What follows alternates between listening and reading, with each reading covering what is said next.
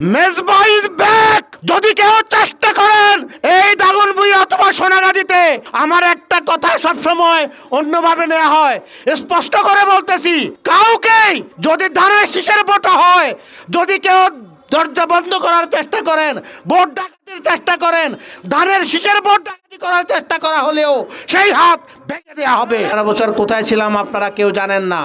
আমি 1988 সাল থেকে সংগঠন করি, এখনো সংগঠন করি। এই এলাকাতেই দায়িত্ব পালন করেছি, ঢাকাতে দায়িত্ব পালন করেছি, এখানে সবাই জানেন। 90 সাল থেকে আমরা এই এলাকার সকল রাজনৈতিক দলের নেতৃবৃন্দের সাথে আমরা একসাথে আন্দোলন করেছি।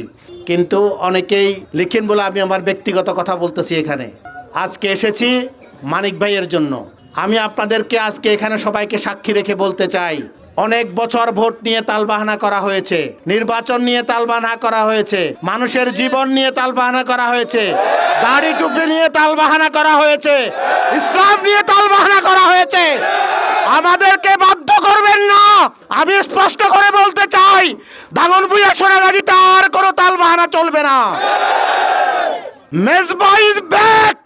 যদি কেউ চেষ্টা করেন এই দাগনভূঞা অথবা সোনাগাজীতে, আমার একটা কথা সবসময় অন্যভাবে নেওয়া হয়, স্পষ্ট করে বলতেছি, কাউকেই যদি ধানের শীষের ভোট হয়, যদি কেউ দরজা বন্ধ করার চেষ্টা করেন, ভোট ডাকাতির চেষ্টা করেন, ধানের শীষের ভোট ডাকাতি করার চেষ্টা করা হলেও সেই হাত ভেঙে দেওয়া হবে, সেই হাত গুঁড়িয়ে দেওয়া হবে।